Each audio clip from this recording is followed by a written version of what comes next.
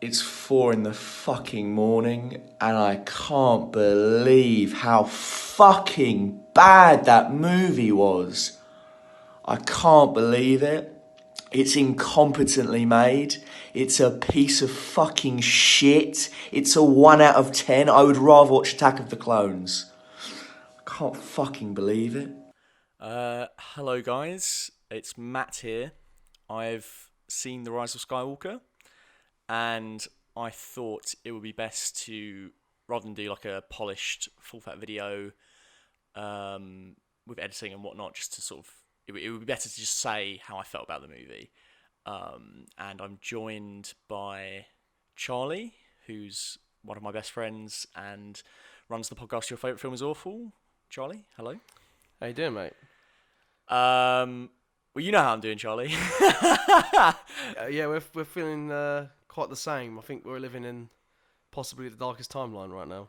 I don't think you could get much worse. Yeah. In terms of my life in Star Wars Yeah. right now, it Yeah, couldn't get much worse. I guess we should just. I don't think this is going to be a very structured chat. I think we just sort of Yeah. need to get the thoughts out there Yep. in the most, in the quickest way possible, and then we'll just sort of delve into little bits and pieces as we go and break it down. I feel drained and exhausted, and Yep. I mean, you can probably tell from the way I'm speaking that there's no rhyme or reason to what I'm saying right now. No, I'm shell shocked. You've become the very thing we swore to destroy. I'm so full of spite and hatred towards. You know, I'm gonna finally say it. Jar Jar Abrams. Jar Jar Abrams. I can't believe we've literally become everything we were complaining about with the fans that hated The Last Jedi. No, we have, but I know. I think. I mean, spoiler alert: the movie's fucking garbage. yeah, we're gonna spoil a lot of the movie, by the way. Yeah, full spoilers. Oh, before the spoilers come, in the most non-spoiler fashion. Okay, yeah, let's do that. I'm going to sum it up by saying that it sucks as a movie in terms of a Star Wars movie and what I'd want on a fanboy level it to do, but it also sucks just as cinema. Yeah. Like Martin Scorsese, if he saw it, I think he would like combust. Yeah. Yeah. And it's so badly written, paced. The dialogue is all plot, no character. It's Yep. all exposition.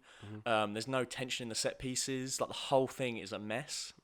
No. To the point where even if you stripped out the Star Wars-ness, the essence of Star Wars in it, you know, if there was no lightsabers and this was just like a generic sci-fi adventure, I would have switched it off. Yeah. I can't believe I'm saying that about episode 9. It has it really lacks the heart of Star Wars. It's completely hollow in terms of in that way.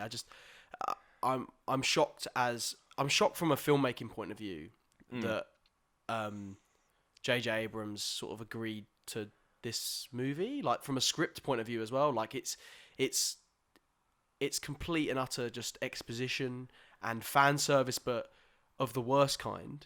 Yep. I just like there's a way you can satisfy the audience without, and quite frankly, I think it's quite disrespectful to Rian Johnson. We'll get further into that, and this isn't like, even if you didn't like The Last Jedi, I think that JJ still had to come into this movie understanding that The Last Jedi was a movie that existed and is something that he needs to follow the story on from what he did, regardless of what he thought of it.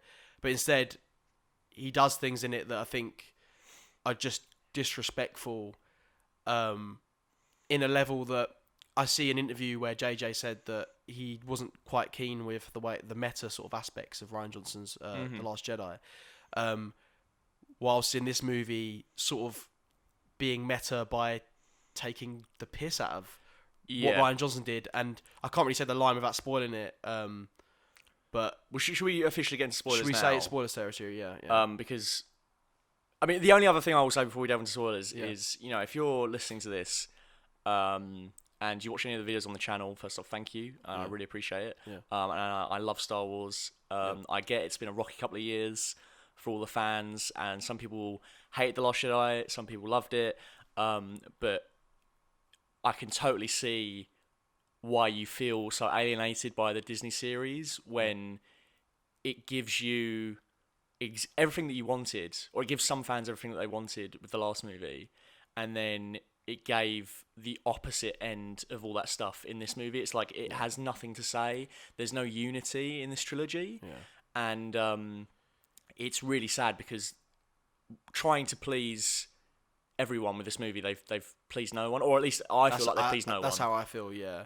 Because I can't see it satisfying on a fanboy level. There's so many problems as a fanboy that I have issue with that we'll get into. Yeah. Aside from it just being a terrible fucking movie, terrible movie. It focuses so much on retconning The Last Jedi that it forgets to be a movie itself. Oh yeah. I mean, all that being said, I just want to give credit to the people that worked in the production in terms of the set designers, the CGI artists, and the puppeteering, because I think it's phenomenal. Like all of that, the visually, everything, it looked great. The CGI was flawless to me. The practical effects, I mean, there's there's a Boba Fett character, the guy that you see in the trailers with working on C-3PO, is incredibly done. And it just makes me sad that these people work their bollocks off for, to create these sets, to create all this stuff for a script that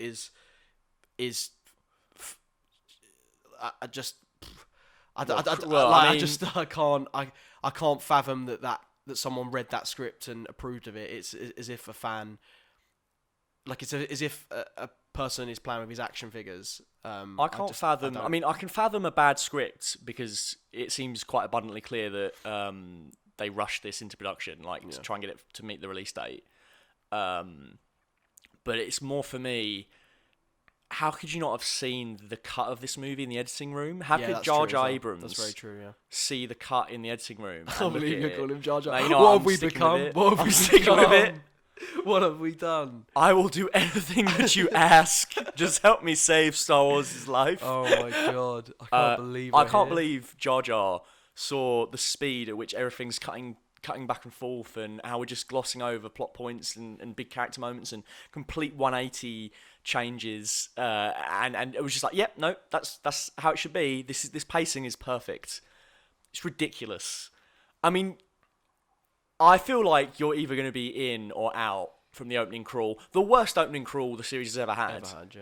Because usually the opening crawls will sum up a little bit of what happened before, and they'll give just enough of they'll hang just enough of a lantern on the state of the galaxy at the time to get into the story. Yeah. This was like reading a first act. Yeah. How do you just gloss over the fact that there was this massive event that happened where everyone heard Palpatine or just a few people? I can't quite remember, but it was an event, wasn't it? Yeah. Where let's say spoilers first before we. Oh, what? Spoilers? Full spoilers. Full spoilers now. So. The dead speak.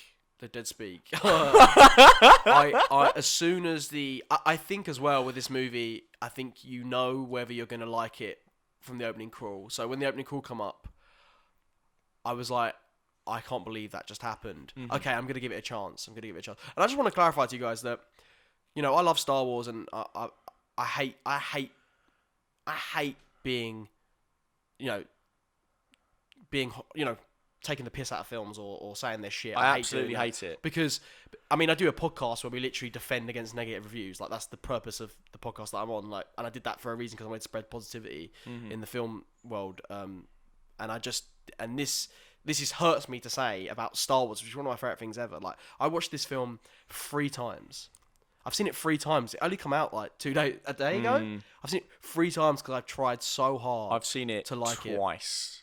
Yeah, no, I agree. I don't go into anything. No. I think we said this on your Endgame podcast. Yeah. There's no joy in wanting something to fail. There's no joy in wanting a movie to be bad, because everyone loses. Yep. I so badly wanted the final chapter of the Skywalker saga, one of the greatest stories ever told, to nail it and stick the landing. But I desperately wanted to like it, and it blew chunks out of me. And guys, there's been films that have come out in the Star Wars world where, I would clutch at straws to find stuff I like in them. For example, something like Attack of the Clones. I like because there's bits I can clutch. I mean, it's not a good movie, but there's parts in it that I can at least be like, okay, George Lucas tried to tell a story here. I just can't. I can't believe I'm saying this, but I actually think Attack of the Clones is better, and and that's from the worst Star Wars movie. Like everyone knows that. So it's like the moment for me where you kind of gave me that epiphany, didn't you? Because we were watching the first act. Maybe we should give a little bit of context. That yes, yeah. I went on holiday, and I came back about 16-hour flight. Well, it was 1 6-hour flight, 1 8-hour flight, so a bit less than that. But I've been traveling for a long time. Yep. I came back, immediately saw you tonight, and then you'd already seen it. Yeah. We'd seen a lot of the reviews. We were hoping for the best. Yeah. I said to Charlie, when you see it, I'll be on the plane. You just need to give me your best poker face. We'll drive there, and then we'll go see it. And so it was my first time. It was his second time. And you did a good job. I tried. You didn't give me it anything. Hurt me. You didn't give me anything. But you obviously knew, didn't you? Yeah. Because I don't think you would have thought that I would like this. I knew immediately. I almost thought like I didn't like it at all. And when I was watching it, I kept thinking, right, I really don't like this movie, but Matt's gonna fucking hate it. and I mean, here we are. It makes me sad. A lot, very sad. It was the moment for me. Like, I mean, all those things like the dead speak and the general speed of it was hurting me. But it was when we got to that chase on the planet that's not Tatooine or Jakku, but looks just like it. So new planets, asterisks. And I turned to you and said, I actually think Revenge of the Sith has got a better opening. And you replied, I think Attack of the Clones has a better opening. And I completely agree, because for all of the faults of the prequels, and you know, the things that are bad about them really do stick out like a sore thumb.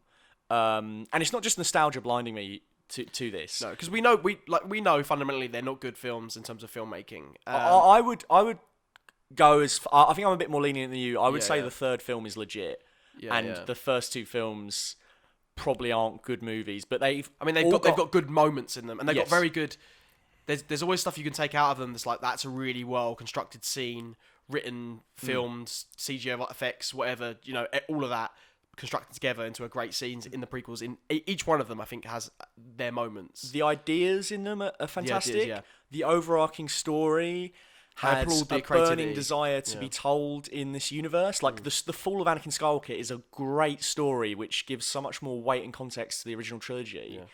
And as we know, it mirrors the original trilogy. Of, you know, whereas the opposite this of Luke not making that decision. Anakin making the decision, and, you know, having a different fate. I mean, should we actually just? I mean, I think we've already said this, but this is just going to be completely disjointed. We're going to zip around the movie and talk about little bits and pieces that come. We're trying to process it at the same time. Yeah. But we want to deconstruct it down. We want to break it down to you why we don't like it, not only just as a Star Wars film, but as a film.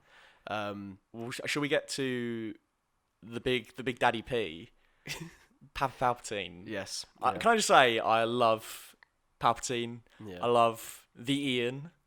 Yeah, we love him. The McDermott. And he was utterly wasted in this. Yep.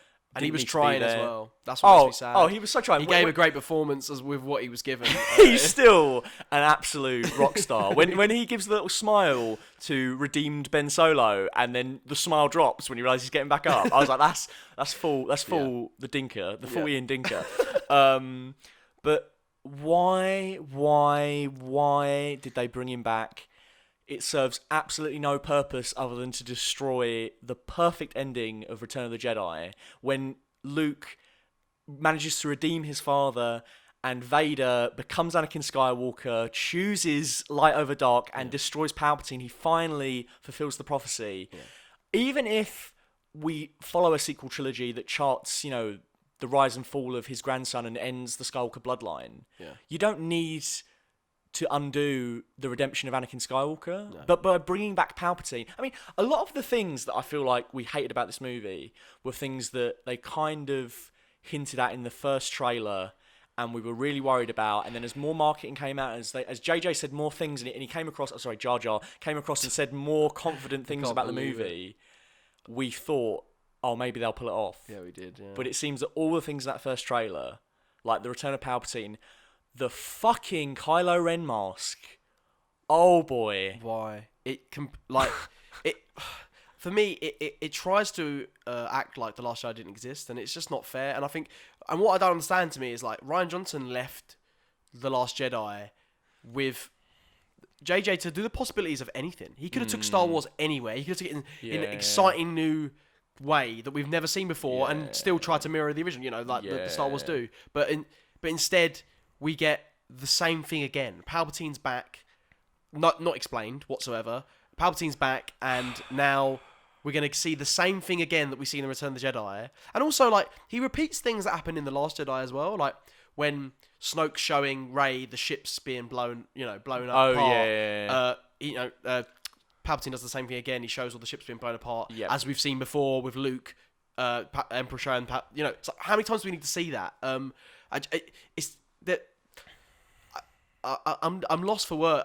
No, it's really hard for me to string a sentence together at the moment. It really is so shell shocked. I just want to break it down in terms of the pacing as well. It's completely rushed. It goes from scene to scene to scene. Everything is told to you, nothing's shown. The whole purpose of film is it's a visual medium ultimately. Dialogue is there to reveal character, not to reveal plot. But nothing. It's constant plot. Constantly, and even if we need to get this wayfinder, we need to get this transmitter. Chewie's been captured. Yep. Oh, do you know what's going to happen right here? Leia's going to reach out to her son. Yep. Why do you need to say that? Even if see that's what's happening. Even if we're being shown where they'll just to make sure we know, because the audience are idiots. Because it's moving so quickly. If you weren't told these things, because it's moving so quickly, you would miss them. Yeah. So it just feels like damage control on a terrible script. And what's frustrating to me is that when the film does slow down a bit, that's when it has its best moments. Yeah. Like the whole bit with Rey and the serpent. Yes. It's like, okay, that's actually a good scene. We get to see some more character. It's funny. It's got some funny moments. It's nice to see them as a team. There's tension. There's tension as well. Also, the only action beat that had any... Well, actually, there's maybe one or two. But the one that really sticks out to me as being a moment of tension was when Kylo Ren's ploughing the TIE fighter into Rey, and she flips over and cuts the TIE... Is it TIE Striker apart? Yeah, I agree. Yeah. But that bit was spoiled by the trailers, so that had no weight. What was one of the few moments, another moment, perhaps not a moment of tension, but a moment that actually shocked me and made me think this movie could pick up, was when you thought she accidentally killed Chewie with her power. That was a good scene. Like all of that because stuff. There's stakes, there's consequences. Yeah. One of the problems with this movie is there's absolutely zero consequences of anything. No main characters die really. No, Leia dies, yes, but that was...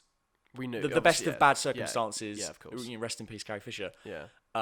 Who was sorely needed in this movie, because I'm sure she would have been fantastic. She was fantastic in the last two, and it makes me so sad that they said that the first movie was going to be Han's, the second was going to be Luke's, and the third was going to be Leia's. I really like that as a structure as well. Same. But things like Chewie's dead. He's not really. C-3PO's mind's going to get wiped, and we devote so much time to that idea that he's going to lose all his memories, only for R2-D2 to back them up. Yeah. Why? Why have that emotional beat of him saying, I'm going to take one last look at my friends, which is a great moment, and then just for... Oh, no, it's not, because he remembers everything after. Like, it's so strange. He should have said the Sith Wayfinder stuff, and then they should have been like, do we shut him off now? Yeah. And they should have shut him off, and that should have been it. And also, if you're doing... the Skywalker saga 1 to 9, it would have been really neat to see him get built, or see him introduced to the characters as like a proto C-3PO by Anakin in Episode 1, and then you finally see him get switched off in 9, because then it's like, oh, the droids that carried the story and witnessed it all are finally being laid to rest. R2-D2 does nothing in the movie. No, nothing. C-3PO at least gets given some time. I think JJ really struggles. I think to a point maybe he's too attached to the films, because I feel he really struggles letting anything go, like anything sort of like trying anything new in a weird way. Like oh, we're gonna wipe C-3PO's memory. No, we can't do that because then C-3PO. Like there's no. It's just. Do you even remember that they destroyed a planet in the movie? Because I keep forgetting, and I'm like, oh yeah, they destroyed. Is that the planet? Where they go to wipe C-3PO's memory? Kimchi, yeah. Like, you just don't care, do you? No. You don't give a shit. And but that's insane, because we actually spend time on that planet. It's just not... There's no tension whatsoever. I don't understand how Like, because okay, with all its faults, like if you hate The Last Jedi or whatever, if you don't like it's a Star Wars movie, I don't think you can really deny that it's not constructed well as a movie. I feel like the main gripes people had with it, the fans, was things that kind of maybe for them anyway contradicts things set up by other Star Wars movies or things set up by other Star Wars media. Yeah. And that's fair enough. Like, Yeah, that's we're not fair here to debate Last No, we're Jedi, not. No. you know.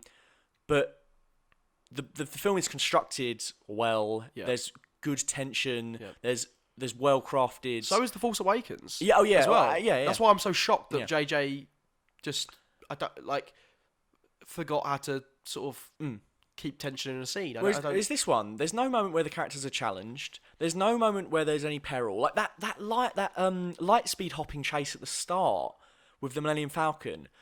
Poe, Finn, and Chewie are on top of it. They're never challenged in that moment. No. There's never a moment where you're like, oh crap, like the TIE fighters are gaining on them. And instead, you're just treated to like all these visuals flashing around, but none of them mean anything. Yeah, it's just watching things happen. Yeah. And what was weird was when I was watching it, I was like, this reminds me of another movie that did the same thing. And I kept thinking, what was it? And then I realised that the film was written by Chris Terrio. And what it reminded me of was actually Batman versus Superman, in the sense that there isn't any really real scenes. It's like moments that fly past you. There's no. It's completely that Nerdwriter thing, isn't it? Yeah, it is that. It really is that. What Nerdwriter said, it really is. Because you're flipping between set piece after set piece after set piece. I think this movie also goes a long way to showing people, you know, like when you say like, oh, it was a bit like an action XYZ movie. It's like, the reason why you have set pieces and then you give it a moment to breathe and you see people talking or you see people travelling somewhere for another set piece is so that we, you know, when things get loud, they have meaning. Yeah. And you do that by making things quiet again. Whereas this was literally non-stop explosion. We got to get this transmitter. Where's this wayfinder? Oh, crashing waves. Oh, lightsabers. Like non-stop. And this is one of the first times I've ever seen a review say non-stop action, and it's genuinely non-stop action. It's genuinely. Do the characters, but not in a good way? Like you say on non-stop action, you think, oh, Mad Max, but that has Mad Max Fury Road. Like that has moments of, you know, to breathe. You know, moments of, you know, there's where the characters aren't just talking about where they got to go next, what the plot is. You know what I mean? None of the characters are well served. Like Finn has, he's less of a character in this than he is in The Last Jedi, but yet people moaned about I him. see It's why. Weird. I get why in The Last Jedi, but like in this, I just he's actually a B character in this one. He has nothing to do. Yeah. Poor John Boyega, because he's a fantastic actor. He's a great actor. I feel like Rey regresses. She becomes this character that is so obsessed with finding out about her past when she's already sort of embraced this role as becoming a Jedi. Yeah. Everything about this movie is not happening in the now. Everything is, well, you need to find out what happened all these years ago, and Palpatine's got this fleet and he's coming back, and, you know, it threatens to destroy, you know, everything in the future, but you don't know what the stakes are because we haven't really been shown this war in any detail. It's really incredibly. There's some really lazy writing in this, like really lazy. Like there's stuff that I feel like Robert McKee would be, you know, having a meltdown. Oh, 100%. But yeah, he would be literally like, I just don't understand how. I don't understand how, because I thought JJ, a guy who made Star Trek, the original, the 2009 Star Trek movie, you know, he made films like Super 8 that I think are really fun films. Even at his worst, they're well-made films. Yeah, exactly. And I mean, I hate to say it, but Into Darkness is a better movie than this. Into Darkness is a better movie. I would rather watch Into Darkness. It has tension. It has moments where the characters, you know, there's heart to it. It's really a double whammy, isn't it? Because he succumbs to all the problems that make Into Darkness a bad movie, and then on top of that, it moves at this like flash tier speed. Yeah. And there's no room for you to digest anything that happens. It's like the opening. Kylo gets the Wayfinder, then he travels to Exegol, then you find out that the voices inside his head were Palpatine. Then you find out he made Snoke.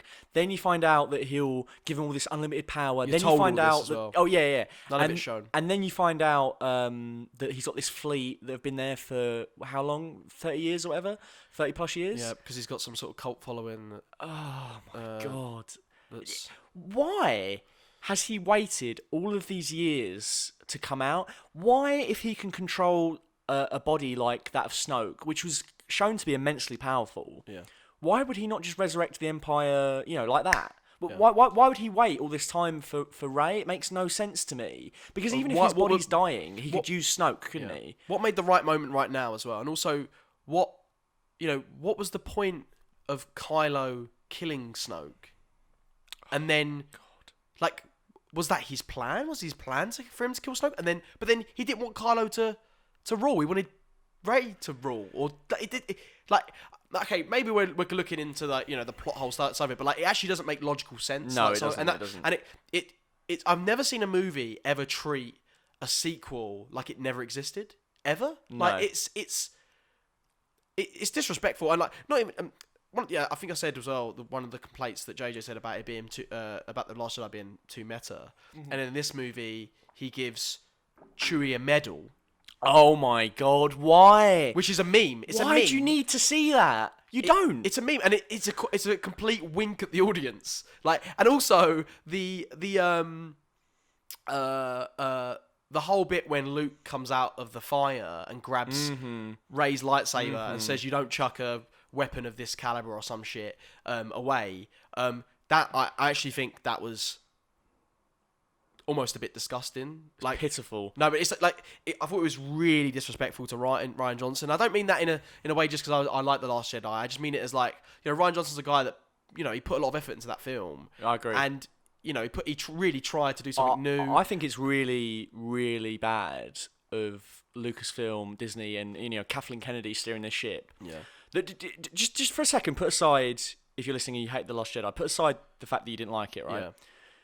Could you imagine pouring all of that time and effort and having an agreement with Kathleen Kennedy to make your movie? You gross over $1 billion for Kathleen Kennedy, and then you watch across the next 2 years as she systematically tries to create a follow-up that destroys everything that you put time and effort into to make more bucks. That's disgusting. Yeah. And I defended her for so long. And this is the straw that broke the camel's back for me. And someone else should be steering the ship, 100%. Yeah. She's no Kevin Feige. That much is clear. It's embarrassing. It's embarrassing, and I think I can't believe they gave in to the people complaining. I've never has there been a movie that's been controlled more by the internet fan reactions. Yeah, I can't believe that. Even to the point of Ray training. It's what does it give you? It doesn't give you these things are not. It's not story. It's people are so obsessed with lore and this sort of almost I don't. It's got nothing to do with the story we're trying to tell. What we're actually watching is what we're actually watching entertaining. Is it? You know what I mean? Instead of just is it adding to this mythos? I don't. You can do both, and I think Rian Johnson does that in The Last Jedi as well. And I think this movie just, what does it really add other than Palpatine's back and he's got some Sith loyalists? It undoes things. The thing that really bothers me with Kylo Ren, right, is when Palpatine says to him, you could do what Vader... He was barely in the movie, really. Oh, yeah, barely in the movie. You could do what Vader never could. The first thing I thought in my head was, he already did what Vader never could. Because Vader wanted to overthrow Palpatine, and he could never do it. And Kylo Ren killed his master Snoke. He did the thing that Palpatine did to Plagueis. He already became the Emperor. That was why, for me, when it happened in the cinema with Last Jedi, I was so excited by the prospect of where the third film could go. Same. Because Kylo Ren has now outgrown Vader. He's taken off the mask. He stopped being a Vader fanboy. Now we're going to get to see what a Skywalker would do with an empire. Yeah. And that, to me... Without being crippled as well. Without being crippled, yeah. Imagine Anakin Skywalker, if when he said to Padme in Episode 3, I could overthrow the Emperor and then we could rule the galaxy. What you got in Last Jedi was a new Anakin Skywalker who could match the power every inch with enough time. Yeah. overthrowing his emperor, who was Snoke, and then becoming the new emperor. That was awesome. Yeah. This movie then decides, no, even though he's the supreme leader, he doesn't feel like he has any leadership skills. No. We bring in the emperor to supersede him, and we're going to have characters like the emperor say, oh, you could now become Vader, and then he puts the mask back on. Yeah.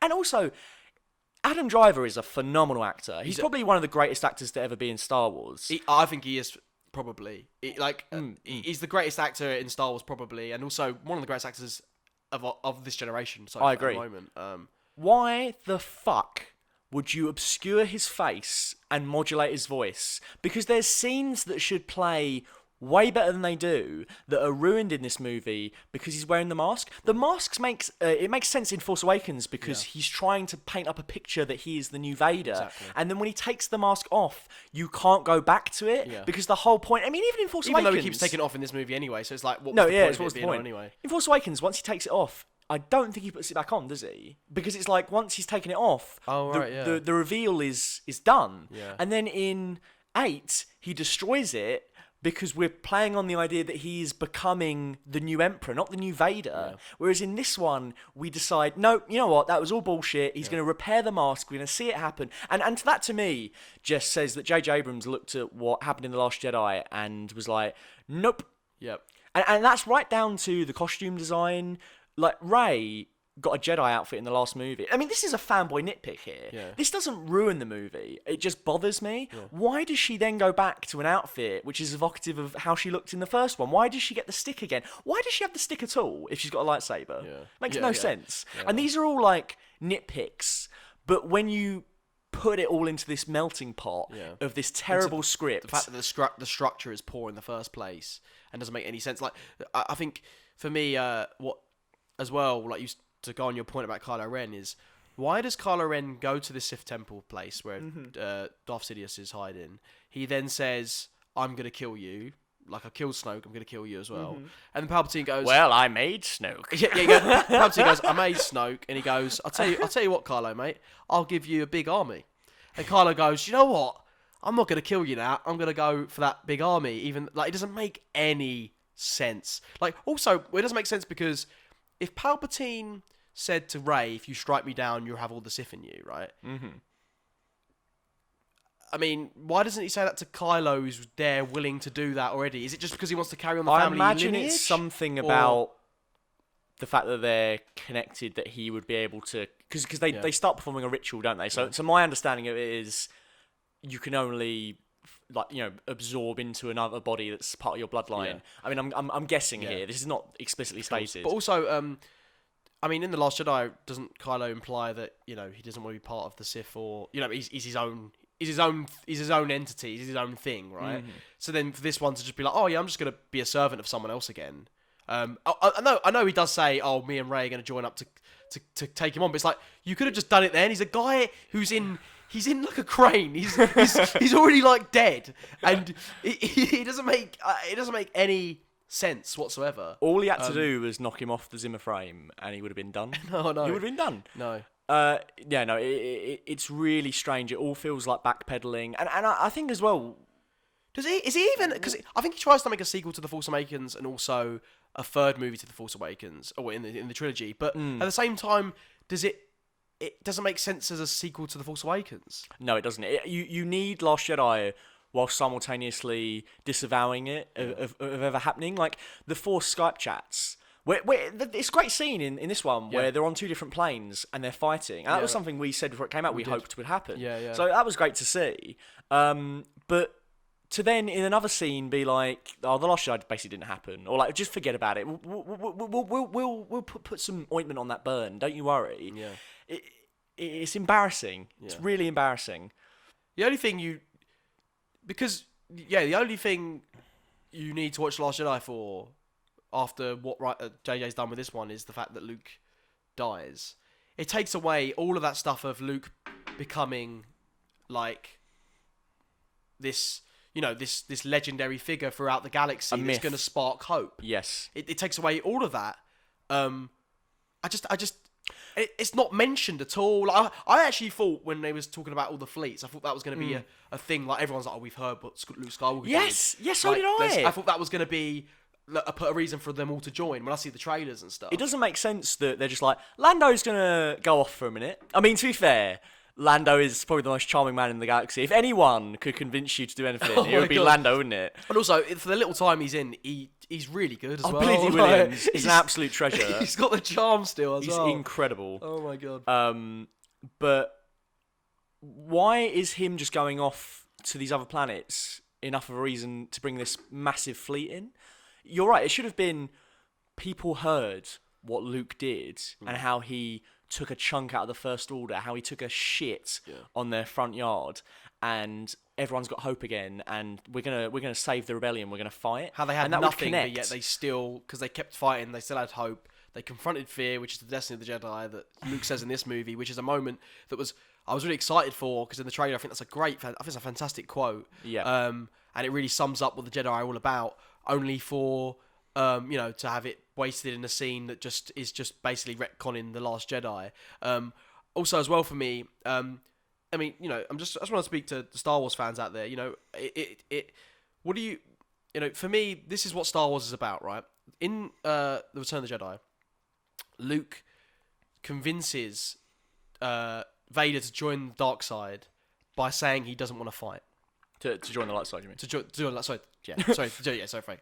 Join the light side by saying he doesn't want to fight. Yeah. Palpatine literally electrocutes. He literally sacrifices his life essentially for a dark side guy, which makes him, Darth Vader turn back to the light and save, and kill Emperor Palpatine, right? Convincing, it's fulfilling the prophecy. Pure Jedi, isn't it? It's pure Jedi, right? Why in this movie is being a Jedi and turning people to the light again about stabbing them through the chest? That's never been what Star Wars is about. Also, if you just stab him, he's just going to turn back to the light now. I do see what they're trying to go for is that he turns to the light because she heals him. She refuses to let him die. Yeah, that doesn't work because she's the reason why he's dying. That's like me assaulting you right now, and then bandaging you up, and then giving you soup and that, feeding you like a baby duck, and being like, "Well, I took care of you. Yeah. You can't be mad. You should in fact embrace me as a person. Yeah. I healed you, motherfucker. You stabbed me. No, I know. That's bullshit. It doesn't make any sense, and also to me, I get.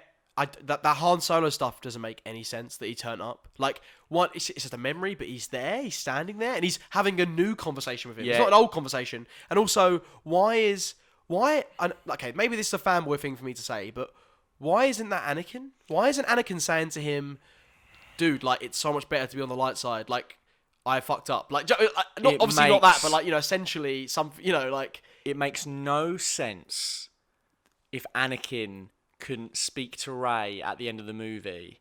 Why would he not come out of the shadows as a Force ghost and go to his grandson, look, everything you think you know about me. The way I understand it is that he knows Vader turned to the light at the end of his life. Yeah. But that Snoke told him or expressed to him that was a moment of weakness, almost in the same way that Obi tells Luke Vader was seduced by the dark. Yeah. I think he told Kylo Ren that Vader was seduced by the light. Yeah. And that the best part of Vader and the Vader that we should remember is this dark Vader, this evil, powerful Lord. That's fair enough. Yeah. And I could buy that him talking to Vader's mask and hearing these sentiments would cement that opinion. Yeah, I agree. But when he finds out that Palpatine was the voice inside his head was really Vader, why would he not immediately think, everything I knew about my grandfather isn't true? Yeah. And now that I know everything about my grandfather, the one person that I've wanted to become the whole way throughout my existence is that was all not true, and he was a Jedi. Why would he not think, oh, hang on a minute, and then switch to the light? Which is why in that moment it should have been Anakin that came out of nowhere. And also that would have tied together all 9 movies because it's Anakin's story. It's the saga of Anakin Skywalker. Yeah. So why is he not there? Why is he not present in this movie? Yeah. Out of everyone to bring back, Palpatine was not the one to bring back. And the thing is that annoys me as well is that there is some good ideas in this. Like the Force healing stuff. I like how that kind of mirrors, the whole thing in Revenge of the Sith where he's like, the whole point why he turns to the dark side, Anakin, is because he wants to save the ones he loves, right? And I like that that's the thing but the execution of that was so poor. Like because we wasn't given any character moments really. It was all plot. We never really feel that, and even though Rey and Kylo kiss at the end, right? Which I don't think's like the worst idea, because I think that's kind of set up a little bit in The Last Jedi. Yeah. It's just that in this movie they have no real connection. There's no chemistry. Like they did in The Last tension. Jedi. Yeah, no, it's like okay, they have that one bit when she heals him, but that's so far into the movie. I know he says he's going to take her. She wants to take her hand. But again, he's got the mask on, so you can't see that. There's the vulnerability. When he says, "Take my hand" and all that stuff, in Last Jedi, they feel like these two lost souls that are clearly coded as virgins, and there's a sexual tension in them recognizing each other's power, and it's so clearly subtextual, isn't it? In fact, it's meant to be sexual when she says things and like... there's like an innocence to it as well. Yeah. Your turn. I'll help you. And it's all quite sexy, really, isn't it? In this one, it's all sexless power force bullshit of take my hand, we shall join on this throne, and I don't buy for a second that either of them have any kind of feeling towards each other. Maybe in a movie that followed up the last two movies properly, that kiss would have more weight. But in this movie, it just feels like it comes out of nowhere. Even though it's beautifully acted by both of them. When Ben does that little smile, and when she calls him Ben, that's a fantastic moment. Everyone in this, they're all great actors, and I feel bad about it. Because they're clearly all trying. Oscar Isaac, Daisy Ridley, Oscar Isaac, they're all great. Oscar Isaac's really funny in this as well. But I feel like they bastardise his character again. Because now... He's just Han Solo? He is literally Han Solo, isn't he? Yeah. Whereas before, the thing that made him interesting was that he has Han Solo's charm, but he's fully committed to the ideals of rebellion and resistance, which was what made him different from Han Solo. Han he's Solo not wishy-washy, is he? He's not his own selfish... Not that he's selfish, but, his own guy. Whereas what I loved about Poe and what Ryan Johnson brought to him in The Last Jedi was that this kind of aggressive optimism that he has of like... Even he's willing to save everything so much that he's blinded by the fact that he actually might be losing people's lives. Yes. Like that to me was like, that really makes him an interesting, flawed character, but one that sort of represents Star Wars. But on the flip side, and I agree. And for him to just be like, okay, he had a bit of a murky past. It doesn't quite make sense that his parents were resistance fighters. Well, they fought in the Battle of Endor, didn't they? Yeah. And to me, the way I saw Poe was always that he was brought up on the stories of his parents and the rebellion, and he thrust himself headfirst into the resistance and saw himself as the hero. And then he's challenged on that notion in Last Jedi, and then reaffirms, no, I can be a hero, I just need to be a hero in the sense that Leia is a hero, and it's about peace and purpose, which is what Star Wars is about. And there would have been a beautiful opportunity in this movie for him to become the new Leia in the sense of filling that role, and it's completely wasted because he's just Han Solo. He's just there to spout a couple of one-liners and a few jokes here and there, and stuff. And it's a real shame. But no one is underserved more in this new trilogy than Finn. He's fantastic in Force Awakens. He doesn't have enough to do in Last Jedi. But at least in Last Jedi, there is an attempt to give him an arc. What's his arc in this movie? He meets, is it Naomi Ackles? I can't remember the character name. The other stormtrooper. And they have a moment where he's like, oh, I thought I was the only one. But what does that bring to any of it? I feel like his story was always going down a path of, if he breaks the control of the indoctrination of being a stormtrooper, why is he not trying to break that in other stormtroopers? Because if he can see that there's humanity in himself and that he can do the right thing, then why is he not trying to convince the rest of the First Order? Because it's not like those kids that were taken can't be convinced, because he was convinced, wasn't he? Something in him changed. So that would have been awesome if he'd have been like, no, you know what? Rather than, and again, that's so Jedi. The characters that aren't Jedi should still follow the ideals of the Jedi. Also, I quite like the idea that in this one it implies a little bit that he's got, he's a bit force sensitive in a different way, and that would have also gone with what you just said of that's what he should have been doing. He should have been convincing, stormtroopers to, to join, to not do what they're doing. Because to me, the fact that the rebellion is completely squashed at the end of Last Jedi said to me that they couldn't fight their way out of this one. It would have made more sense to me, at least. And you know, you might think this is trash if you're listening. That's okay. You know, it doesn't matter. Yeah.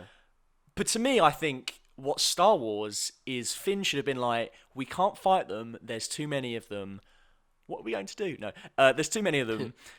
We need to try and convince every stormtrooper that was taken from their family and that was indoctrinated that they can be like me and that they can break through this control. Because if all of them downed tools and said to Hux and Kylo Ren, we're not going to fight anymore, there'd be no First Order. And that would make sense to me. And then coupled with the idea that hope has been spread throughout the galaxy because of what Luke Skywalker did, it would be enough to convince me that, you know what, the First Order is tiny and so small, and that really the goodness in the galaxy can rise again. Whereas in this, it's like, well, they destroyed the rebellion, but Lando hops in the Falcon, charms a good charm, and then we've got everyone back again. There's loads of ships again, out of nowhere. Where are all these people? There's no tension, and also, like, the battle with the ships at the end, there's no geography of where things are. It's not like I mean, I hate to keep bringing up The Last Jedi, but you compare that to the opening scene of The Last Jedi, where you know where everyone is. We have a connection to the pilots that are in the ships, even though we only seen them for like 5 minutes. They have more, like,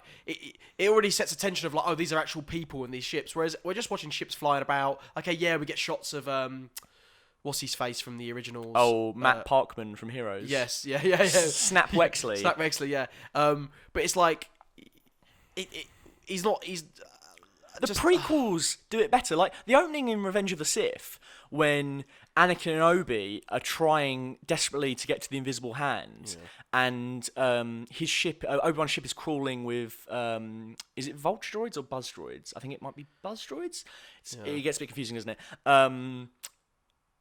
That's great because you're like, his ship is crawling with droids. The ship is going down. They've got a limited amount of time to get there and save the Chancellor. And Anakin is trying everything he can to try and save Obi-Wan because they're friends. Like, character, action, spectacle. There's a ticking clock. That's a fucking prequel movie. The movies that everyone for the last 10 plus years have been shitting on, and slowly we've seen people turn around on them a little bit. And I don't think they're perfect movies, but you know what? They've got more heart than The Rise of Skywalker, and that alone makes it better. And they wasn't as lazy with the writing. I mean, yeah, the dialogue's bad in the prequels, and like, but the actual, you know, if you beat out the story of the prequels and you told the story of the prequels to someone without, giving the dialogue or whatever, I actually said that in our Palpatine essay.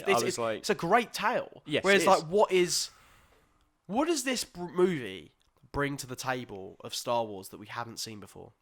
I think all it brings to the table is working to undo the themes of what it means to be a Jedi. What it means to be a Jedi is not, even though, like, you know as much as I do, we love seeing a lightsaber twirl. We do, of course we do, yeah. We love seeing the battles.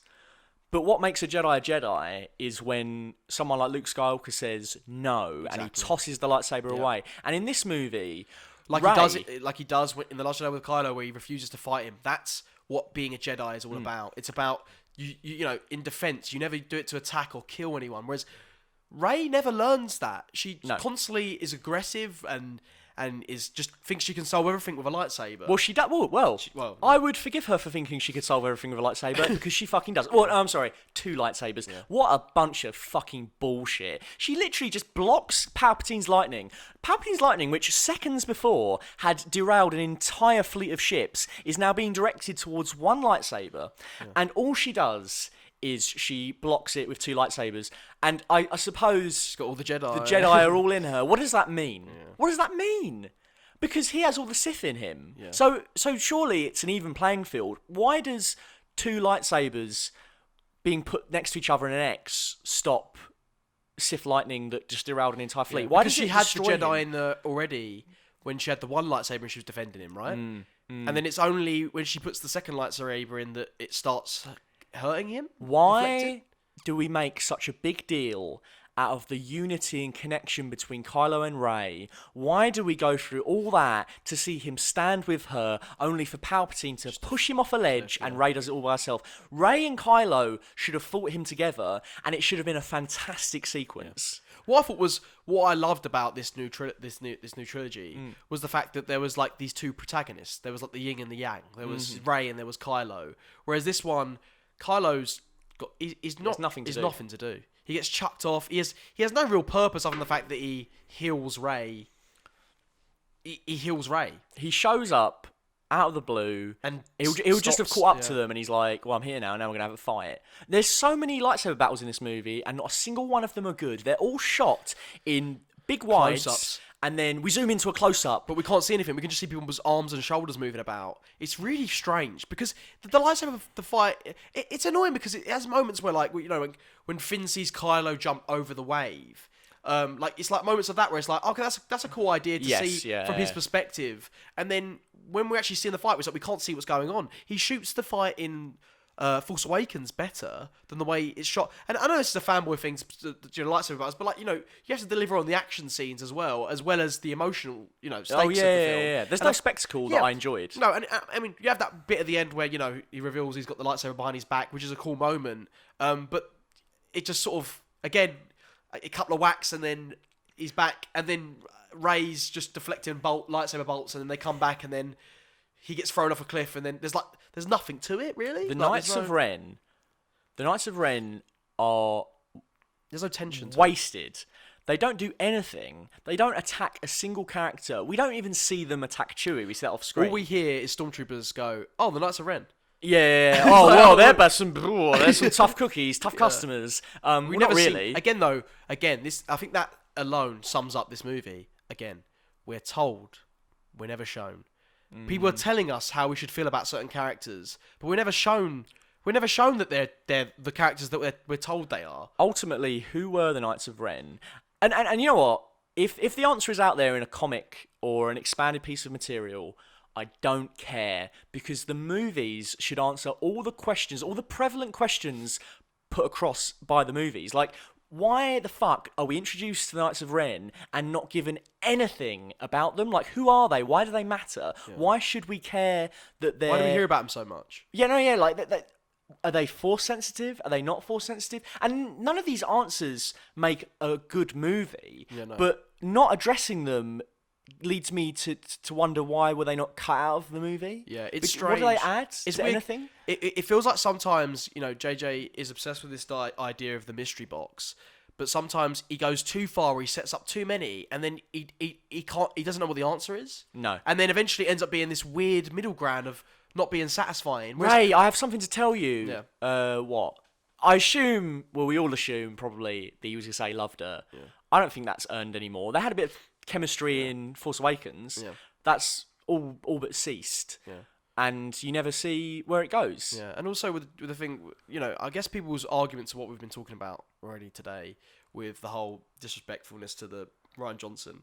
They could say, well, Rian Johnson. They could say, well, you know, Rian Johnson disrespected JJ, you know, with The Last Jedi when he chucked everything out the window that JJ tried to set up. But to me, that wasn't an attack at JJ. That was him trying to answer the mystery boxes he set up for Ryan. To me, like, and he thought about character first. He didn't think about plot or lore or anything. He thought about what was the worst thing Rey could possibly hear at that moment. Yes.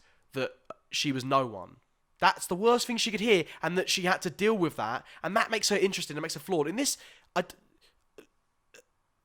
it's supposed to be. I assume the arc's supposed to be that she's dealing with the fact that not accepting that she's a Palpatine. She should be more than that. But we never have any moments of that. I've literally just implied that from trying to guess what she's already proven across the last two movies that she can be a force for good. So to me, finding out you're a Palpatine this late in the game shouldn't change anything. And it's just fan fiction. It's pure fan fiction. Yeah. What does being a Palpatine give you in terms of, you know, like her arc? How does it serve character? It doesn't serve character at all. It's purely there because there was a backlash to her finding out that she's nobody. But you know what? Like, I hope the internet can be civil in the post Rise of Skywalker. You know, if you loved it, whatever.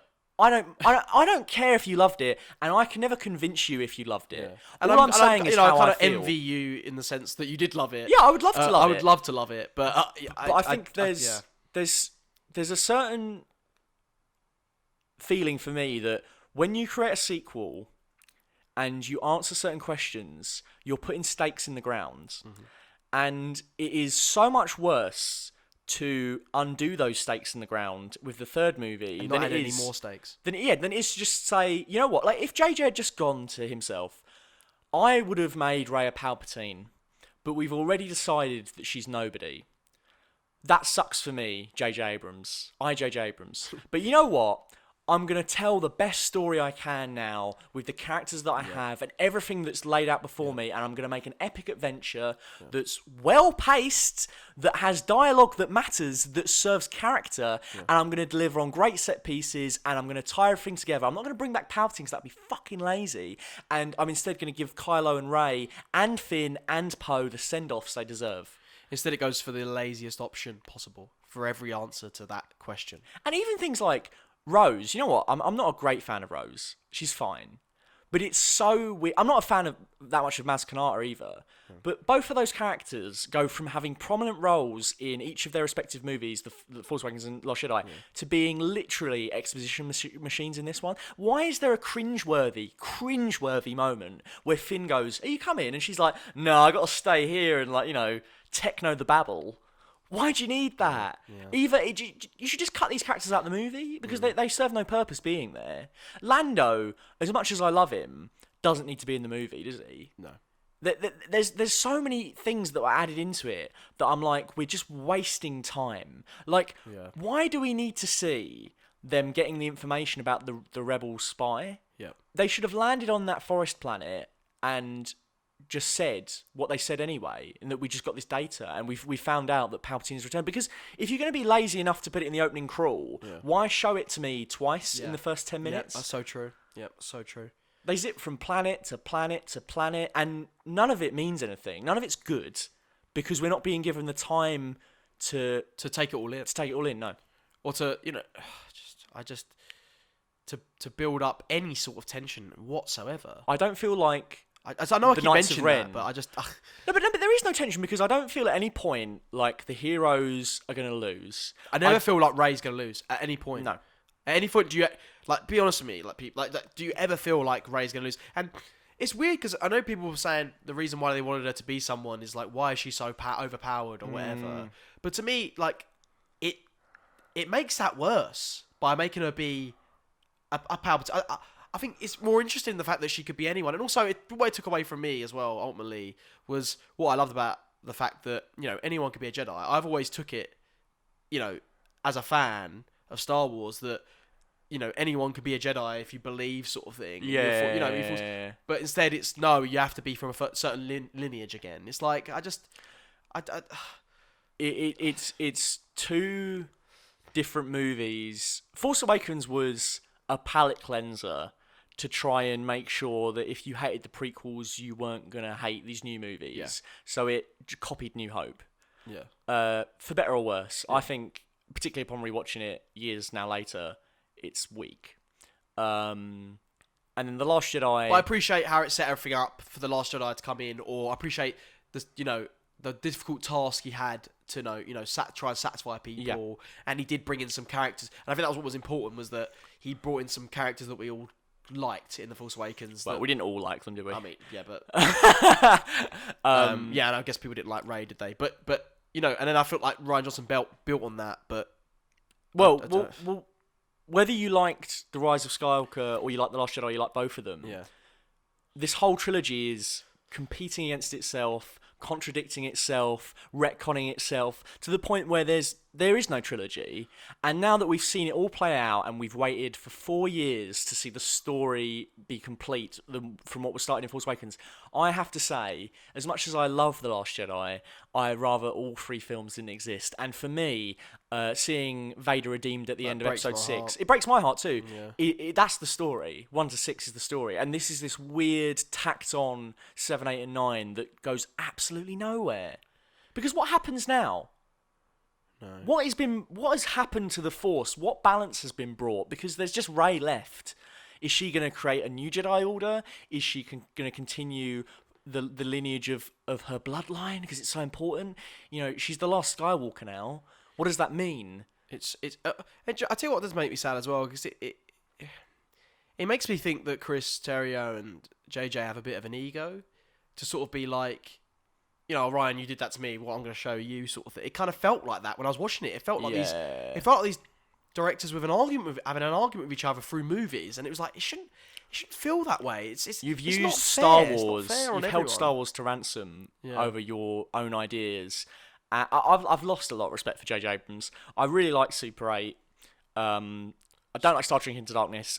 Force Awakens is okay, and I really like Mission Impossible 3, and I really like Star Trek. I love Mission Impossible 3, and I love Star Trek as well. But this, for me, is something that's unforgivable because you've ruined the finale to the saga. It's never going to be undone. It's always going to be there. It's going to stick out like a sore thumb. And you did it because you couldn't handle the fact that another filmmaker came in. If you cared so much about your story, you should have done the second film. Yeah. Why did someone else come in and do it? Yeah. And whatever his next film is, I'm not turning up. I don't care what it is. Fuck him. Yeah, no, Fuck J.J. Abrams and fuck Kathleen Kennedy. No, don't do that. No, I'm doing it. I'm doing it. No, you know what? We can't become one of those. No, but I'm not, because it's not. I'm not saying fuck these guys because they made a bad movie that I didn't like. That's part of it. But what really annoys me is that it's so unprofessional to give a filmmaker, whether you hate Rian Johnson or you like him, to give a filmmaker the responsibility to craft the film and put blood, sweat and tears into it and put a lot of effort into it. And that film must have taken, 2-3 years to create? And then to systematically destroy that because you were scared by the fan reaction is so cowardly. It's not Jedi, is it? No, it's not. It's not the Jedi. And it's disrespectful to filmmaking in general. Because if it wasn't Star Wars and I said to you, this film came out and then the people that oversaw the development of that film then decided to undo everything in the next film, you'd be like, that's bullshit. Yeah. That's disrespectful. Like, what was the point in getting anyone to bother to express any creative vision if you're just going to do that? Yeah. And also, people have been saying online that they should have had a plan for 3 of these movies. But the thing is, I defended for a while. I like that Kathleen Kennedy thought, she liked the idea of like having a director different take on each one and have them sort of puzzle solve each other's work and try and create stuff. But instead with this, it's like it gets a director like Rian Johnson comes along and he tries to solve the puzzle that JJ left him in with Force Awakens, and then JJ goes up and just messes up his puzzle and creates his own one again. Whereas he could have done something really fresh and really new, and was also solving his own little puzzle. And he probably could have told a story he wanted to tell, but he didn't have to have all these beats of like Palpatine and. Do you know what I mean? He could have still had this. I don't know. I'm just shocked by it. That to me is why I've kind of lost respect for people like Kathleen Kennedy, is because it was kind of a lie the whole time to think that they were trying to get talented filmmakers to express their vision for what Star Wars is. It's clear to me that what Star Wars is to Kathleen Kennedy is a cash cow. And I know you might be thinking, well, of course it is. They're there to make money. Yeah. Kevin Feige wants to make sure that the MCU makes money. Yeah. I have no doubt of that. Yeah. But you can tell that he cares about the filmmakers he puts in the director's chairs, and you can tell that he cares about crafting stories which are exciting, surprising, and something that fans can enjoy. Whereas Kathleen Kennedy has just sat there, watched the reaction to Last Jedi and gone, how can we appease as many people as possible while simultaneously thrilling no one? That's what I feel like's happened. I feel like they've tried to appease everyone instead. I mean, maybe it's just us, but if you're a fan of Star Wars, it's lacking the heart of the original trilogy. It's lacking the action epics, the epic action of the prequels. There's nothing close to the Darth Maul duel in Phantom Menace. There's nothing close to the Anakin Obi-Wan fight. There's no space battle as good as the space battle in Return of the Jedi. There's nothing as good as the trench run in A New Hope. There's nothing as good to me or as, new in terms of concept as anything that happens in The Last Jedi. Yeah. And there's nothing as safe as what happens in Force Awakens. So I don't see... Yeah. I mean, feel free to tell us if... Yeah, we'd love to... We'd really like to know what people think, because, if we're wrong and, if they have anything to sort of rebuttal what we've said, because I'd really like to hear what people do like about this movie, and because I've seen it 3 times and I've tried to find angles and ways to like it. Believe me, there is nothing I want less than to not like a Star Wars movie. It feels like everything that people that don't like Star Wars think Star Wars is. It feels like the first 2 were shot on film and this one was shot on crayon. It feels like they just pepped everyone up full of sugar. Written with crayon anyway. Written in crayon. Shot on crayon. It looks good, but it's a PowerPoint presentation, Charlie. It's a PowerPoint presentation. Yeah, it's a slideshow. It's just because it's like this happens, and then we're gonna this happens, and then this happens, and then this happens. Like it just feels like, but there's no meaning or thought behind any of it. It's an ancient Sith temple in the corner of the galaxy. Okay, I can roll with that. Yeah. Why? What purpose does it serve? Why was Palpatine there? Yeah. Why has he decided to come out now? What does that mean in terms of challenging Rey and Kylo Ren beyond a physical battle? Yep. How does it challenge the themes of Star Wars, which have been instilled in it since 1977? Sorry. Yeah. How does it challenge any of that? Because to me, it just says fuck all of that. Rey's gonna beat Palpatine through Force. Yeah. Not the Force, through brute force. Brute force, yeah. And everything that you expect to happen is going to happen. Kylo Ren's going to be redeemed, and then because he's redeemed, he's going to die immediately because that's what's happened before. We're not going to try and do anything new. I can see some people don't like Rey and Kylo's romance. I quite like it. I think it's something different, and it mirrors to me Anakin and Padme because Anakin wanted the love of his life. And then he succumbed to the power, whereas Kylo Ren wanted the power, but then he fell in love. Yeah. And also it deals with the flaws of the Jedi, of the fact they don't allow people to love. Yeah. And that's the reason why there hasn't been this balance. But to me, the dyad and the balance in the Force between Rey and Kylo Ren, maybe that's what the prophecy meant. And I can get behind that because that's still...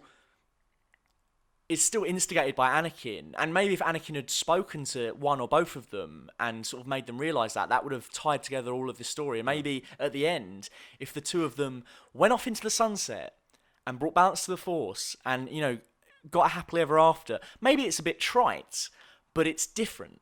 It's not the same thing as what we had before, because Kylo Ren turning to the light and then dying immediately is Vader's arc. 100%. Just repackaged and vomited up onto the screen, and you're meant to just go, oh, this is exactly like what I saw before. Fantastic. It's bullshit. Yeah, no. Is it... It's just... I'm literally lost for words. I can't... I mean, I feel like we've pretty much said... I feel like as soon as we finish, I'm going to be like, I wish I said this, I wish I said that. I just... Is there anything else you can think of? I just want to break it down really more. I think we have, but I mean, if you scrap the fact that if you scrap Star Wars lore, Star Wars history, Star Wars mythology, whatever, and if we look at it just as if we're watching another sci-fi movie, if it works, and I don't think it does at all. I think, like we said already, there's so many.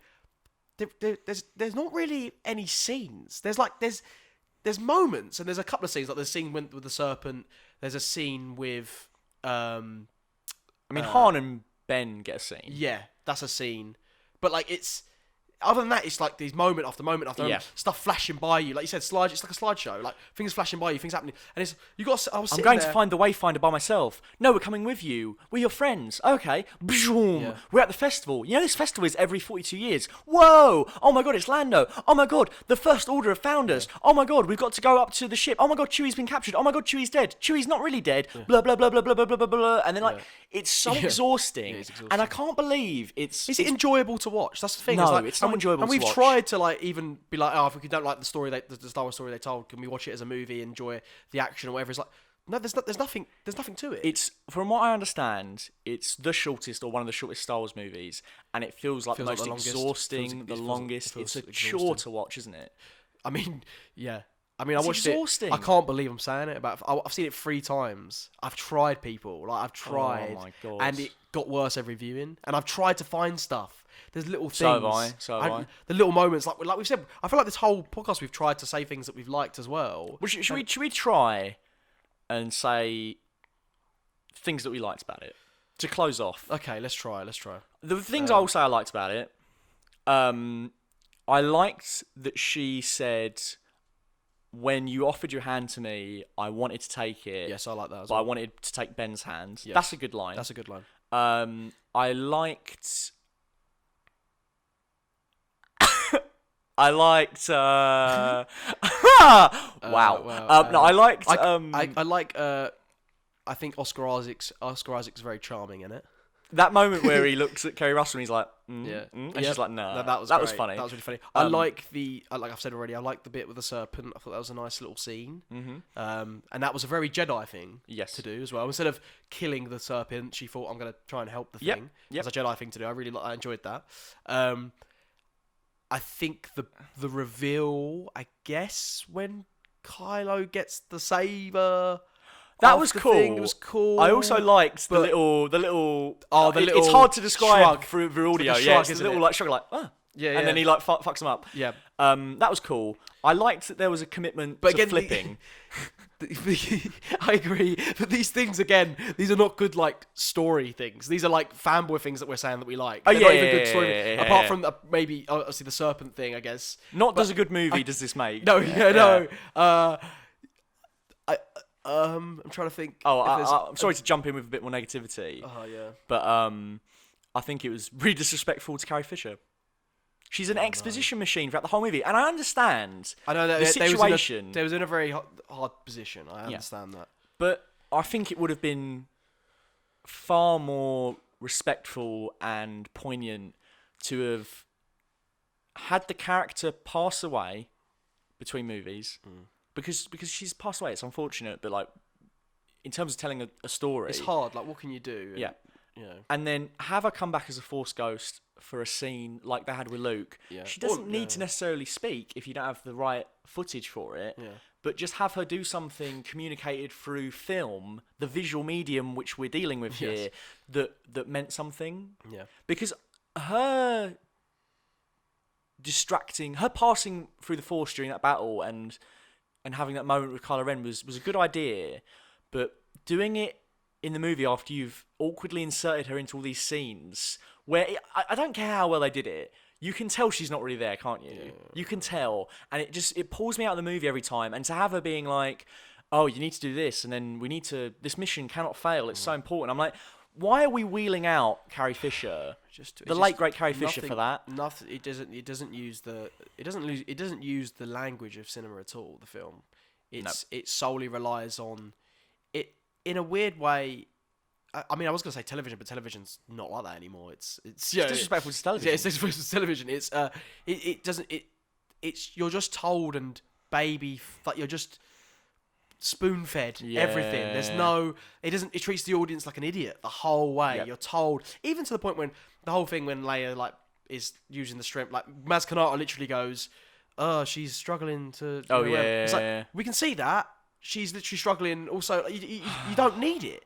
We can see that. So much of it is like just directly addressing the audience rather than addressing the story. Like, why don't we do the thing that Holdo did? Well, that was 1 in a million.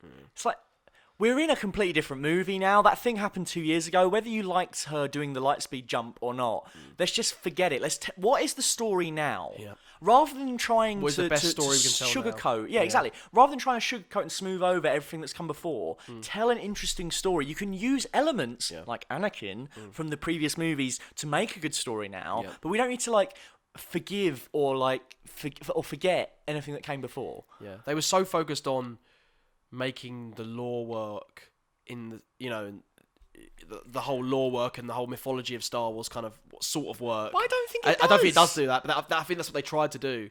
I've been hiding a fleet for 30 Yeah. years in ice. Yeah. Why? That it forgets to tell a good story. It forgets to actually be a movie in itself, and it relies solely again on everything else as well in a weird way. Like you can't really watch it. It's such a bizarre film. It's a very bizarre film. It's so strange. It makes no sense that Palpatine created a fleet full of Death Star guns and then put them in ice. If you created that around the time of Return of the Jedi, before your death, why did you not unleash it? Why did you put it away for a rainy day? Because that is 10 times more powerful than the Death Star 2, which is in Return of the Jedi. Because that's one Death Star. What you had was a fleet of Death Stars. Also, when we actually break it down, Palpatine returned and the fleet didn't leave the parking lot which it had been in for 30 years, did it? Because it didn't even leave Exegol. No. So what they did was, the rebellion came to the parking lot where the Empire was, that had been hiding for 30 years, doing nothing, and they blew it up, and then they went home. Yeah. Like, what impact does the Emperor have on the sequel trilogy? Yeah. Nothing. Absolutely nothing. There's no stakes. No one dies, really, do they? Leia dies, but she's already passed away. Not even that they need to, because, like, you know, like, even like they need to, because, you know, Star Wars is about, you know, it's ultimately, like we said, is a movie for kids, and, you know, it's, you know, a story about hope, but it's like there's no consequence. It's a movie for everyone, and the themes that carry throughout the saga are for everyone. Yeah, exactly. Yeah. But that's not to say that Star Wars has never had grim stakes. Yeah, of course, yeah. Your lead character in the third movie loses his limbs and gets burnt to a crisp. Yeah. Your lead character in the fifth movie loses his hand, finds out that the worst man he's ever met is his father, and then tries to kill himself. Yeah. So to say that, you know, I mean, like in episode, even in the Disney films, you know, in episode 7, Han is murdered by his son. Yeah. What does that come to? And you know what annoys me as well? Lando was surely the de facto uncle to Kylo Ren. Maybe it might have been surprising in an interesting way if Lando had bumped into Kylo Ren and said something like, you know, along the lines of, it's really sad to see you this way. Yeah. Or maybe he might have, you know, the last person you'd expect would be the fun Uncle Lando to say something to Kylo Ren that might convince him. Maybe he should have said something to him. Maybe the family dog, Chewbacca, because surely Chewbacca and Kylo Ren have a relationship. If he grew up in the Han Solo household, with Leia as well. I mean, we see the way Chewie reacts when Han and both Leia dies. Like, he's fucking mortified, isn't he? Like, so why is there not some sort of connection there for him and Kylo? I mean, again though, this is all like, it doesn't even matter at the end of the day. It's just like that, because the filmmaking involved wasn't good in terms of how they construct the story. Maybe we should end it on the note that no matter where the story went in terms of destroying the myth of Star Wars, it's badly shot. I can't tell what's going on in certain action sequences. The duels are a mess. The pacing leaves no time for any room to breathe or to think about what's going on. Build up any tension.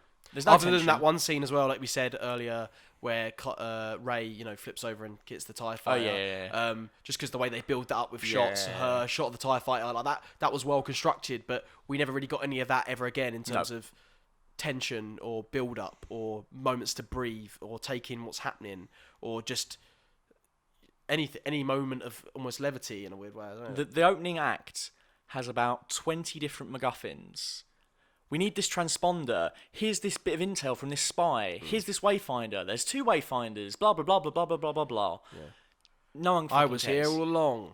Oh, I made Snoke. Just so you know, I've been in your head. I'm gonna tell you everything. He doesn't. No one's revealed anything in an interesting way. Nothing's revealed in an interesting way.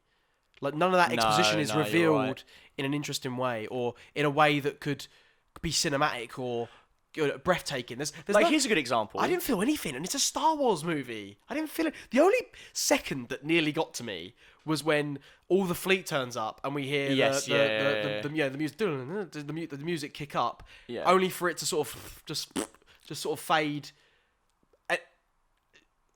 Watching Rey's parents die. I don't know if I'm being a fan. I feel like the thing is, like, I feel like I'm not just deconstructing it as a fanboy, but also as a film. I'm trying to pull myself away from Star Wars and Just look go at with it it, as a yeah. film as well. And it doesn't work whatsoever. No, it doesn't. Sorry, what you said about Rey's parents being killed. Oh, well, all I was going to say about that is, like, for example, we literally cut to the assassin stabbing both of them. Yeah. It's like, what, 10 seconds? Cuts back? Yeah.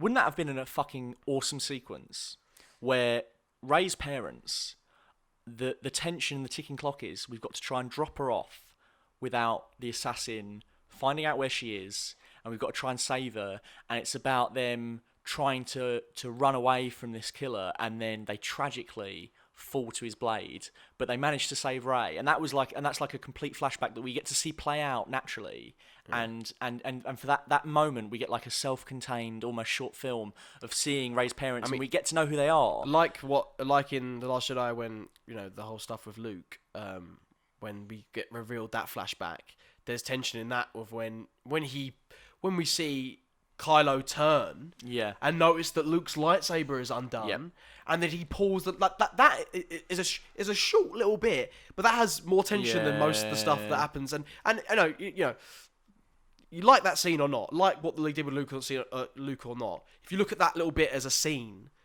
it's got way more, it's more tension and. It's told through no dialogue. I know that he's talking about it over the top narration wise, but it's you don't even need that to know what's going on at the same time. But this is like you're just told, oh, then he stabs her, boom. Then I don't know. It's just confronting fear is the destiny of a Jedi, is it not? Yeah. Rather than confronting the fear that if they made a movie that was full of surprises and challenged all of us as fans, they instead chose to play into their fears. And they made a movie that was so aggressively safe, so devoid of risk, so devoid of anything that could feel like it had genuine heart behind it, that they made this packaged up corporate mess, which is The Rise of Skywalker. And I'll never forget it. And I'll never forgive. I'll never forgive this travesty. I really, really want the franchise to go away for a little while, in spite of things that I've liked. For example, Jedi Fallen Order, fantastic. Absolutely fantastic. I can't believe that a movie tells more of a video game story, almost, than Jedi Fallen Order seems to be doing at the moment. I'm a bit further than you at the moment, aren't I think? Oh, yes, I don't. Yeah, you are. So I'm going to try not to spoil it, but yeah. In Jedi Fallen Order, the lead character, I'm going to butcher his name, Cal Kestis. Cal Kestis or Cal Kestis? Cal Kestis. He recognises what it means to be a Jedi. He represents it. And even though you're going through these Zelda Dark Souls-esque dungeons and killing things, you start to recognise the value of power in holding a lightsaber. And you go from being this weak, not even a proper Jedi Knight at the start of the game, to fulfilling your true potential and learning that it's just as important when a Jedi uses a lightsaber or his or her lightsaber than when they don't. Yeah. And there's none of that in The Rise of Skywalker. No. There's not only one lightsaber getting brandished against Palpatine, there's two. And for some reason, putting two in a cross blows him to smithereens. Also, melting him. He blows to smithereens, right? Yeah. He's blown to smithereens. Well, he was blown to smithereens before, wasn't he? Because he drops down a shaft and then the Death Star blows up. Yeah. So what is there to suggest that this time it's permanent? Nothing. There's nothing to suggest it's permanent. How did he come back? Yeah. I saw some rumours online before it came out that they were going to kind of play on the idea, in Harry Potter where Voldemort creates Horcruxes so that if you destroy his body, he still sort of, his essence lives within those objects. Yeah. And that one of the objects was going to be the Sith Dagger, another object was going to be Vader's mask, and that by destroying these objects, you would destroy the essence of Palpatine. Yeah. That might be a little bit derivative of that Harry Potter idea. Yeah. But you know what? That at least gives me a reason to believe that if you destroy came this back. object, then Palpatine is permanently dead. Whereas in this, it's like, well, he came back once before and we didn't know why. And now he's been destroyed into oblivion. He's been wiped out again. So why is he not going to come back again?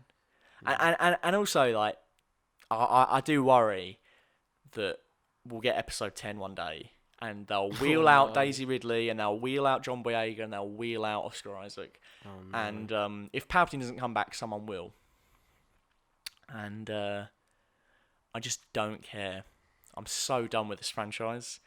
The only thing... makes me sad. Well, I want to give The Mandalorian a chance. I've only seen the first episode so far. I've watched 3 episodes. It gets, it seems to be about... I need to watch more to have an opinion, really, but it's, And... obviously, the Kenobi series has got to deliver. But I feel a bit dirty now watching either of them because it's all going back into the money machine, isn't it? So that they can make more of these terrible, terrible movies. So we'll see what happens. We'll see. Yeah. But it's not been a shame. good It's a good shame. year for endings. And you know what? Shame. Game of Thrones sucked. This Yep. sucked. I was disappointed, as were you, by moments in Endgame, Yeah. but compared to those fucking travesties, Yep. Endgame was a masterpiece. Yeah, compared to him, yeah. Because Endgame, Compared to I him. cheered, I cried, I laughed. It gave me things that I did want as much as it did give Yep. me things that I didn't want. Yeah, and also it did fan service, but not to its detriment that this does. Yeah, like Steve going back to live the rest of his life with Peggy was what he needed for his character. Exactly, it makes sense for his character. No one thought about character in this movie. No, it was all like... No one thought about character. Well, the fans Or will love it satisfying if character. Palpatine comes back. The fans will love it if we go to the second Death Star, and they'll love the Wayfinders and, like, all these new powers, and we'll go to all these planets, and they'll be visually interesting, and the fleet's going to come back, and the Final Order. Oh, one more thing which we haven't covered. Hux gets completely fucked over. Oh yeah. I'm the spy. Yeah, just What? shot off screen. Shot off, yeah, and then just... Which is annoying 'cause blown away. I think the dynamic between Hux and Kylo is really interesting. Yes. Um, Yes. And I think it differentiated him from Vader, who would just kill people. Instead, he doesn't quite have it in him to kill him, because he also knows he can't run a fleet, and also he knows that he isn't quite as evil as, because he's struggling with that light side balance. And I just like that whole idea that they could, and I didn't mind that it revealed that he wanted Kylo to lose, but it was kind of like, what was the point of? I don't know. It's the delivery. It's really weird because I feel like how people must have felt when they watched The Last Jedi and didn't like it. 100%. 100%. And it's weird because it's like, I sympathise with it to a degree now. It's weird, I isn't it?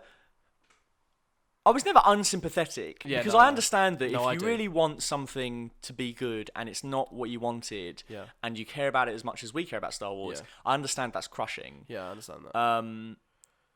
But We feel like it was from both point of view, that it wasn't a good film or a good Star Wars film, and I think that's what's crushed us the most. Even if it was just a good film, I'd have been at least like okay, and we probably wouldn't be sitting here right now saying the things we're saying, but it wasn't even well constructed. it's such a shame It's such a shame because you only get one Gutted. shot. It's not like It's done now. That's it. it's not like a Batman movie or a Spider-Man movie where they'll reboot these characters again one day. Like Dark Phoenix sucked this year as well, but the X-Men will come back in some form one day. Yeah. There's still so many great comics of the X-Men. There's still great movies. Like, But the Star Wars started with cinema. yeah, It changed cinema. It's changed cinema. It changed the way we looked at films. We wouldn't have CGI. We wouldn't have Toy Story. We wouldn't have Industrial Light and Magic. We'd have none of that. yeah. We wouldn't have Pixar if it wasn't for the first Star Wars film. And I just feel like Along with Jaws, it helps Jaws, to pioneer the summer blockbuster. yeah, exactly. Along with Jaws, yeah, exactly. And it's like, and some people say that was a bad thing or a good thing, whatever. But we wouldn't have half the films we have today if it wasn't for those movies. And it's just sad to me that it's been treated like it's treated like it's television in a way that you could just keep making stuff. Yes. Like someone said to me the other day, it's like, oh man, it's a shame that you didn't like the Rise of Skywalker, but they're still going to make Star Wars movies, and it's like, yeah, but I don't fundamentally care really about what the other movies are, because Star Wars to me is those movies. The Skywalker saga. It's the Skywalker Star. Yeah. Like, yeah, I enjoy all it's fun fan stuff to see, like, Bob Bounty Hunters and a show of that. But realistically, it's like those are the stories that got me into it. The stories that I fell in love with.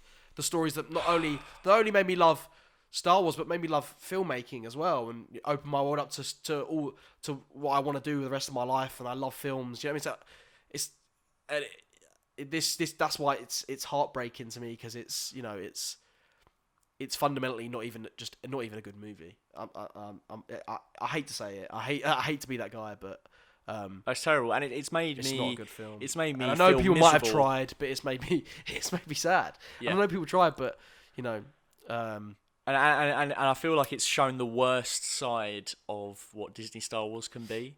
yeah. And I really hope that even if we get it in like comic or an animated special, I'd love to see what our Lord and Savior George Lucas had for the sequel trilogy. Oh no, we've become them. We've become the fans. We've become the fans. We've become. We are the fans. Well, we are the fans, but we've become the toxic ones. I think you're a toxic fan.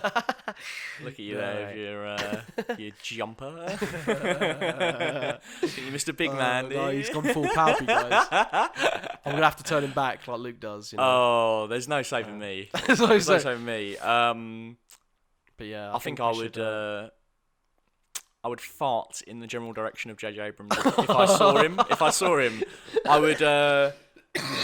It would be eggy and warm, and he would.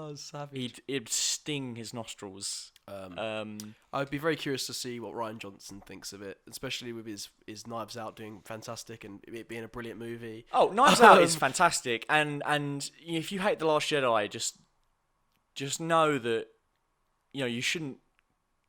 In 10 years' time from now, when Rian Johnson's still making movies, don't hold that in your heart. We shouldn't do that though with JJ.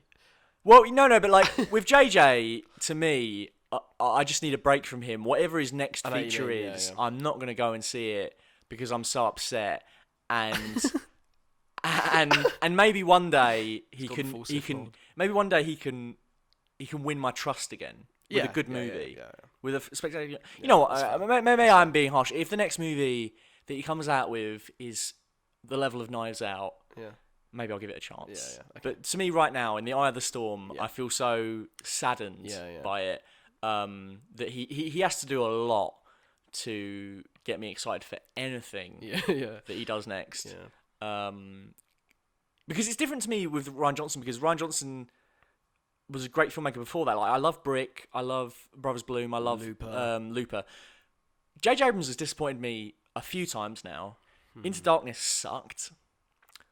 Force Awakens is a mixed bag for me, and now he's done this. So it's a different kettle of fish. He's disappointed me thrice, and I've given him a chance thrice.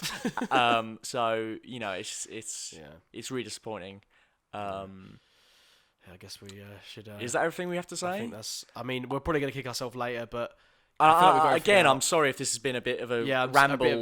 We apologise if we've been a bit, hateful, I guess, but I don't want to hate this movie. I don't want to hate. We've tried to like it, and we're just giving our honest opinions and just putting them out there. For people to hear, they might agree or disagree. We'd love someone to come out there and convince us otherwise. We'd love it. And again, if you did like it, that's fair enough. Yeah. I mean, more power to you. I wish. Yeah. I wish I was in your boat, mate. Honestly, I pray. I would love this movie. I've tried. I envy you. But it's not the case, I'm afraid. No. What's the next thing you're excited for? For me. I know. I've got one in mind, and I think it's starring a little man called Adam Sandler. Oh, mate. That's the next thing I'm really excited for. Uncut Gems. For me, I think this year has been really good with original films, with original storytelling. I agree. And I really hope people realise that we should be pushing these films more, because there's a place for them, clearly. Because it makes me sad that things like that they go straight to Netflix. The fact that Marriage Story and Irishman is on a streaming service is real sad. Yeah, it's really sad. Really sad. Lucky enough, I got to see them both in cinema for me, but I really want to. I'm really excited for. I've got a lot of excitement to come up. I mean, you've seen Jojo Rabbit. I haven't seen that yet. I'm waiting for that to come out in the UK. Love The Lighthouse. I'm really excited for. I love The Lighthouse. I can't wait. Nolan's new film just dropped, which is coming out next year. We've got that to look forward to. Tenet, and we've got I think it's Last Night in Soho, which is the Edgar Wright. Edgar Wright. It's like a horror. He's in a straight horror film apparently. With my boy Matt Smith. Yeah, and. Yeah, who actually? Robert Pattinson and John David Washington in a Nolan film. Fantastic actors. I mean, they're phenomenal. I'm hyped, more than hyped for that. Matt Smith wasn't in episode 9 in the end, was he? Not that I can. I don't know if he was playing that. I don't know if he was playing an alien of some sort or. I didn't spot him. I don't him. think he was in the movie in the end. Yeah. I think that must have been a bogus rumor or Maybe. whatever. But yeah, we have an exciting year ahead of us for original films, but there's nothing. Will What's the you rise, really? be purchasing The Rise of Skywalker on Blu-ray? I have to say with a heavy heart, I don't think I can, because I don't think I can watch it. I've seen it 3 times now, and I think I've seen it enough. I don't care about I've the tried. process of how it was made either. I've tried. I know. Maybe for the people that made the puppets and the production, I think was incredible, and the CGI, and maybe I could learn a bit more about how that works, because I thought everyone else brought their own game in that area. It's a shame they were let down by the story. The Chris Terrio script. I mean, Chris Terrio. You're you're sad about JJ. You're sad about JJ. You have failed me for the last time, Mr. Terrio. But Argo's a great movie, but it's not worth us Oh, getting, no, getting no, Batman no, vs no. Superman. Oh, no, and no, also, no. I think there was other screenwriters involved as well, and Ben Affleck. Yeah. Who's I think is a great director. I'm not convinced Chris Terrio can satisfy me. Because it makes the same. That sounds like he's going to Yeah, jerk me off. But it makes the same mistakes, this movie, as Batman vs Superman does, and that's what makes me think, oh, okay, there's something he does in his writing that I do not think is good writing. Tried to be as nice as possible. We tried. We I think this has been, even for the channel, probably the most negative thing I've probably ever put out. I know. I say that with a heavy heart, because I hate being negative, and you know, at the end of the day, I we're literally have a guys. podcast where we defend against negative reviews. Like I've tried to fight the positivity, and I've given in to the dark side a little bit here. But I just wanted us. I don't know. What was the purpose? We wanted to let people know essentially that we don't think this is a good movie. It takes a lot to make a movie. It takes a lot for us to go out there and say that we don't like a movie. Like honestly, people, we really fight it. We always try to give things a benefit of because of you the know, doubt. And maybe we are being a bit impulsive right now. But I don't see myself ever watching this again and it's changing my mind. And I understand that people put blood, sweat, and tears into this thing, and I'm thankful who worked on this movie. Thank you for getting it made, because any movie getting made is a miracle. Yeah, no, but definitely. it doesn't Thank you change how I feel. For your effort, for trying. Good effort is what you're saying. Savage. Yeah. No, oh god. You know what? I actually watched on the plane before I met you. I watched Stuber. And then when I looked at my letterboxd, I gave Stuber more than I did The Rise of Skywalker. I'm Stuber. I'm about to see Cats tonight, and I've heard it's really bad as well. But could you imagine? Could you imagine a world where I could walk out of Cats and say that I liked it more than Star Wars? Before yesterday, I would have said no, I couldn't. But now, anything's possible. And that's really what The Rise of Skywalker has shown us, is that anything is possible. If you thought something could get bad, oh no, it could get worse. Yeah. It could get way worse. This was everything we feared. It was. But yeah, I think we've said enough. I felt a plot to destroy the Star Wars. And I sensed Jar Jar Abrams is behind it. He's gone full. Oh, you know what? I'm gonna boot up the prequels this weekend and just have a fucking merry old time. I feel like I've seen a few comments online of people say maybe the prequels weren't as bad as I thought they were. I've seen a few comments on Twitter, which it kind of, I can't believe that we're experiencing. I mean, we were young. We were too young to really understand the sort of disappointment of the prequels. Yes, we were. So it's crazy to almost have our own one in a weird way to experience that. One day, I'm sure, whenever the next trilogy or saga of movies comes out, this debate will rage on again, Yeah. and there'll be people that hate it, people that love it, and for me, I'm privy to seeing that happen again and again now, and I'm tired of it. I don't know as of today what my hype will be for the next Star Wars movie saga. Yeah, maybe unless Ryan Johnson's doing that trilogy, I think I'd probably be a bit excited for that. But If again, I was it's Ryan like- Johnson and I saw that movie, I'd be like, no, you know what? Don't worry about it, yeah, because you don't respect my his- efforts. Yeah, Whew. yeah. I think we should call it a day. But thanks for listening, guys. I will make an attempt to read and respond to as many comments as I can, as I always Yeah. try to do. So tell us what you thought of the movie, and Also, check out full fat videos. Obviously, you're there already. if you're already on this there, video, you're yeah, there, check out. just check it Just out. keep giving them more. Keep giving them more views. They got great content as well. I We've know got lots of positive Star Wars content. we have. Yep. They have a lot of good stuff. And yeah, check out the podcast if you would like. If you like my opinions in this, maybe you didn't. Maybe you'll never check it out. But definitely do check out the podcast, because I think what you do is really important in the fact that you have people on that love the movie in question that they're talking about each week, and defend it in a way where they're not being venomous or full of vitriol. They're talking about the things in the movie that matter to them, and how they felt about it, and breaking down the plot, the characters and whatnot. And it's fantastic. oh, thank you. I And, really appreciate that. yeah, I so know I just shamelessly plugged there. I'm sorry, but No, it's thank you, okay. And thank you in for- particular, the best episodes are always the ones that I'm on. So be sure to watch those first. Brilliant. Fantastic. Yeah, there's definitely a certain sheen that's lost when I'm not there.